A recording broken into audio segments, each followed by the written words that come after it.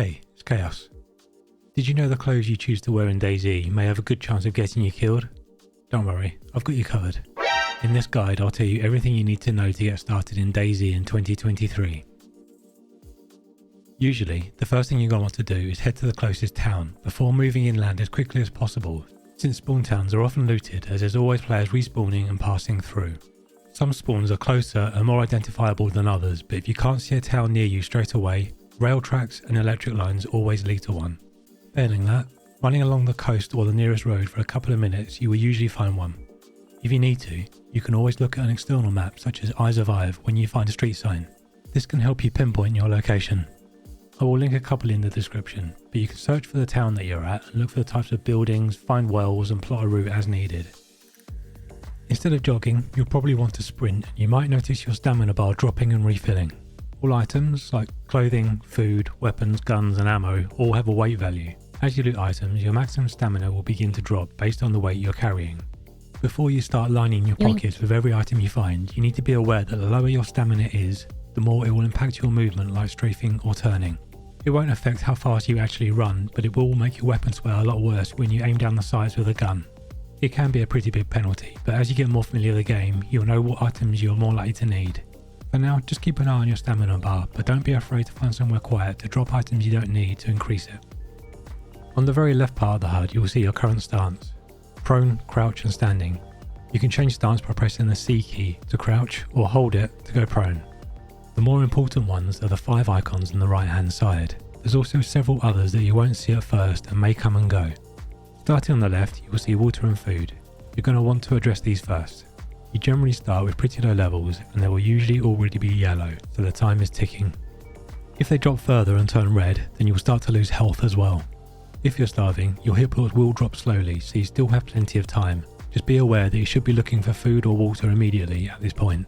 You can fill up on water at a well just by going up to it and scooping it up. It's usually a pretty good idea to keep going until you see the full symbol appear. If you have a water bottle, canteen or cooking pot, you can fill this instead to make it quicker. Just be sure to empty them first as they may contain contaminated water which could make you ill. I'll cover more on illnesses later. Moving on, there are several sources of food. You might find you need to vary what you use on different lives. Firstly, there are a lot of fruit trees around the villages you will visit. You might even see mushrooms from time to time. These are different from other item spawns in the game in that they will only appear when you or other players have been in the area for a while, such as cooking or camping in a house. They're not reliable, but it's worth checking the ground when you pass trees anyway, since players are always passing through. Unless you're dying due to hunger, try to hold on to the fruit for now though, as cooking it will boost its nutritional value by up to 4 times. You may also find various food items just from looting houses, cars, boats and even zombies. Obviously these don't need cooking, but some will need a can opener, knife or other sharp item to open. Others like rice and cereal or cans you can pull the lid from can be eaten immediately. If you just go around looting as you pass through, you should be able to find a few on your way. If you're struggling to find anything, you may need to resort to hunting animals for food. You can generally hear them from quite far away and chickens are an excellent source since they're easy to kill. You can also carry their corpse if you can't cut it up right away. Others like cows and lambs can be meleeed if you corner them, but you might find yourself chasing around a field for ages as well. It's far easier to kill them if you've already found a gun. Whichever way you choose, you'll also need a knife or other bladed item to skin them to get the meat. Be warned that if you're not wearing gloves, this will give you bloody hands and you'll need to wash them at a river, well, a bottle or other water source, or it will make you ill the next time you eat. If you have enough spare rags, you could always use 2 to make some cloth gloves first, then you won't need to wash them. Once you have the meat, or even that fruit from earlier, you'll need to cook it. The easiest way is at a fireplace in the house. First, gather some sticks from a bush. The long sticks can be broken down into short ones to use in the fireplace. You will also need to add some kindling to the fire, like a spare rag or bark from a tree, which you can collect using a knife. Approach the fireplace, combine it with the sticks and kindling, then light it with the matches or a lighter. If you haven't found any yet, you can craft a hand drill kit by combining bark and a small stick. If you don't want to cook in a house, you can combine the items to make a fireplace instead, and by combining a knife and a long stick, you will still be able to cook over it in the middle of nowhere. Another way of feeding yourself is fishing. You can find rod and hooks on boats and in containers. You can also craft a fishing rod using a long stick and some rope. If you can't find any rope, you can craft some by combining a knife and some guts. You can find guts when you cut up an animal. Zombies sometimes drop them too, although it's often easier to just find a dead player and cut up their body. Combining bones from the same places with a knife will also let you craft a bone hook. The regular or improvised hook will also need to be combined with a worm. You can dig these up from the ground just with a knife in your hand. It can take a while to catch something, but your patience is usually rewarded with a fish, or old boots if you're unlucky. If that's the case, you'll need to get another worm. As before, simply cut and cook the fish, and don't forget to clean your hands. Moving on to the next stat, which is temperature. Being too hot will usually happen if you're sat by a fire stuffing your pockets with cooked meat, and it will peter out on its own as things cool down. Being cold, however, is a much bigger concern. If your temperature drops into dark blue or flashing, you'll start to lose health. You're also more likely to get sick. This is fairly common if you've recently spawned, so as you loot you should be looking for clothes and those with higher insulation. Try to at least cover every body part. Some clothes weigh more than others, but as it rains they're likely to get wet. This will make their weight increase further. To make things worse, some clothes will also pass that on to items they are holding. This can drastically affect your stamina, which, as mentioned earlier, can make it slower to get to full sprint speed and perform actions like strafing left and right. This is going to make it much easier for other players to shoot you, and sometimes escape the AI like zombie attacks. You should therefore not only look for warmer clothes, but also make sure you keep them dry. When it rains, and it will rain, you can wring some clothes out by taking them to your hands, and for the others you can dry them by a fire. Some clothes are also waterproof, like the raincoat, firefighter gear, or the Gorka or patrol military clothes, and although their insulation varies, may be a decent choice. They are kind of ugly though. Next up is the blood level indicator. You start with a full bar, but there are several things that can cause you to bleed, and until you treat it, this will drop. You'll see it as a cut icon in your HUD with a number that shows how many bleeds you have. There are several things that can make you bleed, such as AI or zombie attacks, no or ruined shoes, sliding down ladders with no gloves, harvesting sticks with no gloves, getting hit from other players with knives, getting shot, being in a toxic zone with no gas mask. Not all cuts cause you to lose blood at the same speed, but generally speaking, the more cuts you have, the faster you will lose blood, so you're going to want to treat it as soon as possible. Luckily, that's easy to do.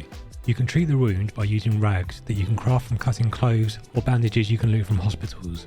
At a push, you can also use sewing kits or bandanas. All of these items need to be clean, however, and if it does not say it's disinfected, you'll need to clean it first. You can do this with alcohol tincture, disinfectant or iodine, all of which you can find looting houses or at hospitals. If they're not disinfected, you can still use them to treat the wound, but you run the risk of a blood infection which, if left untreated, will kill you. If you leave them untreated, they will heal themselves after 5 minutes, but again you may get a blood infection. If you get an infection, shortly after bandaging your character will start making this noise. As long as you don't leave it too long, you can cure it, but I'll cover that in the illnesses section coming up. As your blood level drops, as will the colour in your screen. It will return as your blood fills back up, but it does take quite a long time. Also, if you're at red flashing blood, it will make you go unconscious from time to time as well, until it's healed to red. In an emergency, you can find saline bags at a hospital, as well as the IV start kits that you need to combine them with. Blood bags will also work, but you need to have taken your blood beforehand. Finally, the last indicator is your health. As your health drops, your character will also have a heavier limp and move slower, making you an easy target. There are several things that will cause you to lose health, but getting hit or shot by players is the biggest risk. This includes being run over by a car. The AI like zombies can also take chunks out of you, as well as being too hot or cold, falling too far, and low food or water. Unlike other games though, there's no medkits to restore your health. It will slowly increase on its own over time, based on how much blood you have. Even at full blood though, you'll still only restore less than 2 hit points per minute, so you may find yourself defending a position until it's safe to move. Basically, don't get hit or fall, and you should survive. Should. As mentioned several times, there are numerous ways you can also get sick in DayZ.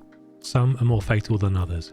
When you get sick, you'll see a universal icon which is your character's way of saying that something isn't quite right. You may also see other symptoms such as sneezing, blurry screen, vomiting, and intermittent grunts.